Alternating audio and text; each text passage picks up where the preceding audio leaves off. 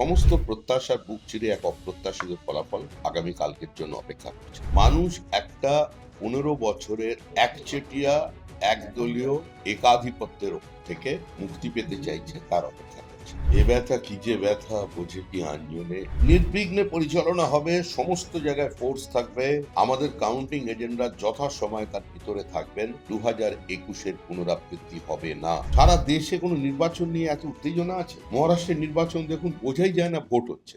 উনি 200 বলে দেন, আপনি আপনার প্রেডিকশন। উনি 200 বলেছে, তুমি 2 গ্লাস জল খেয়ে নাও, তার জন্য আনন্দ।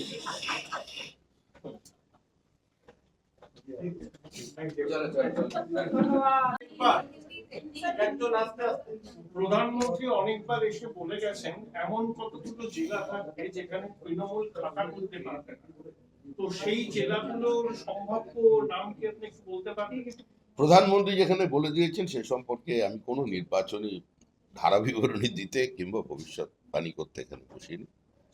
আমাদের কাছে নির্দিষ্ট হিসাব আছে। আমি আবার বলছি, সমস্ত প্রত্যাশার বুক চিরে এক অপ্রত্যাশিত ফলাফল আগামীকালকের জন্য অপেক্ষা করছে।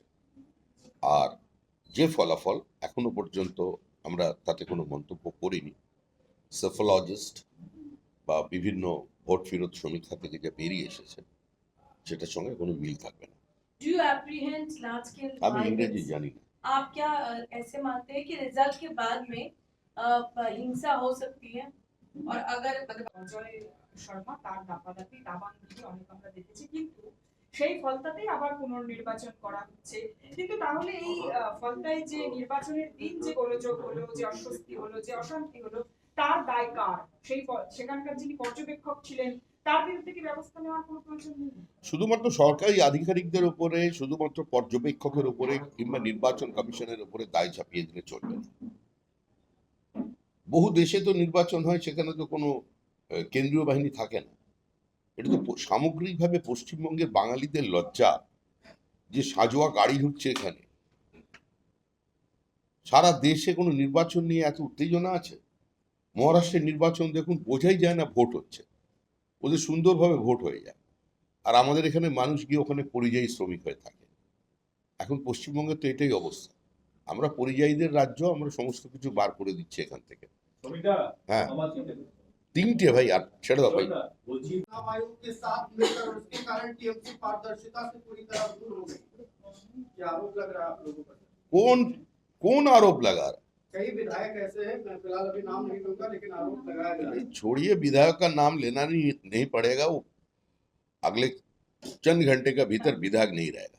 कल की जीत के लिए आपकी तैयारी जोरदार है, झालमुड़ी बटेगी और रसगुल्ला भी बटेगा। अगर कुछ ऊपर नीचे होता है तो फिर अकाउंटेबिलिटी कौन लेगा?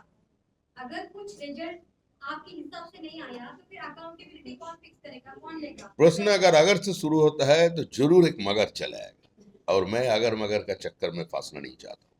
गंगोत्री से गंगा सागर तक भाजपा की डबल इंजन सरकार बनेगा, और श्यामा प्रसाद का भूमि में श्यामा प्रसाद का सरकार पहले बार बनने जा रहा है। ये काल की कपाल पे लिखा हुआ है, इसमें कोई इधर अगर मगर नहीं है। फिर बोल रहा हूँ, बिना हिंसा के मतगणना हो, इसकी उम्मीद आप कैसे कर रहे हैं पार्टी के अध्यक्ष होने के नाते? जब 15 घंटे पहले कोलकाता के एक हिस्से में 2 पार्टी के कार्यकर्ता आपस में भिड़ गए, लाठीचार्ज करना पड़ा आधी रात। अरे पश्चिम बंगाल की चुनाव, पश्चिम बंगाल की राजनीतिक कार्यक्रम कभी शाकाहारी नहीं होता। इतना दिन का प्रैक्टिस है, थोड़ा बहुत तो छुटपुट होता है ना, वो चलता रहेगा। মোথাবাড়ির ঘটনায় 9 তৃণমূল নেতাকে हमारा अपील है, किसी भी तरीके की हिंसा ना हो जाए। जो जीत गया, जीतने का मतलब ये ऐसा नहीं है जो पिछले दफा जो आपका घर तोड़ा था, आपका कार्यकर्ता का हत्या किया था, आप वैसे ही काम करें। ऐसा नहीं होना चाहिए। इस वोट संस्कृति जो पश्चिम बंगाल में भी बने हुए है, बिहार उत्तर प्रदेश जिस संस्कृति का बाहर चले आए, और पश्चिम बंगाल में हालत वैसा ही है। जो हमारा बंगाली लोग, हम लोग बार बार बोलते हैं हम लोग रेस्ट ऑफ द इंडिया से अलग है। हम लोग जो आज सोचता है वो लोग काल सोचता है। तो ऐसे ही हमारा सोच में भी बदलाव आना चाहिए, और ऐसे हिंसा बंद होना चाहिए। সুবিধা বিভিন্ন স্ট্রং রুম এবং কাউন্টিং সেন্টারের বাইরে দেখা যাচ্ছে বিভিন্ন সময় উত্তেজনা সৃষ্টি হয়েছে। কালকে কি নির্বিঘ্নে এটি পরিচালনা করা সম্ভব? নির্বিঘ্নে পরিচালনা হবে, সমস্ত জায়গায় ফোর্স থাকবে, আমাদের কাউন্টিং এজেন্টরা যথাসময় তার ভিতরে থাকবেন। 2021-এর পুনরাবৃত্তি হবে না। মানুষ যেভাবে নির্ভয়ে ভোট দিয়েছেন এবং মানুষের মতকে, মানুষের জনাদেশকে যাতে লুট করা যায় তার জন্য মানুষেরই দেওয়া করের টাকা নিয়ে যারা সুপ্রিম কোর্টে গিয়েছিলেন, সুপ্রিম কোর্টের তাদের জবাব দিয়েছে, ভবিষ্যতেও মানুষ তাদের জবাব দেবেন। আর নতুন সরকার এসে কত টাকা খরচা হয়েছিল এই সমস্ত কাজকর্মের জন্য, দিনের পর দিন জনবিরোধী সিদ্ধান্তকে বাঁচিয়ে রাখার জন্য কি পরিমাণ টাকা খরচা করেছিল বিগত সরকার, তার শ্বেতপত্র প্রকাশ হবে 15 দিনের মধ্যে। অমিত চৌধুরী বলছেন বাঙ্গান্ত হয়েছেন, রক্তাক্ত হয়েছেন, যাদের প্রতিবেশী মারা গেছেন, যাদের প্রিয়জন মারা গেছেন, বাড়ির কেউ মারা গেছেন, সেও তাদের চিনে আক্রমণ করবে। এই পরিস্থিতি যাতে না তৈরি হয়, আমরা বিশেষ করে আজকে সাংবাদিকদের এ কারণেই ডেকেছি, এ ধরনের কোনো ঘটনার যদি আপনারা পান তৎক্ষণাৎ সাংবাদিক হিসেবে নয়, অবশ্যই আপনাদের চ্যানেলে সেটা সম্প্রসারিত করবেন, সংবাদ মাধ্যমে সেটা থাকবে। ব্যক্তিগত সম্পর্কের সূত্রেও এবং সাংবাদিক সত্তার বাইরে গিয়েও একজন নাগরিক হিসেবে আমাদের বিষয়টি জানাবেন, কারণ আমরা চাই না আমরা যেটা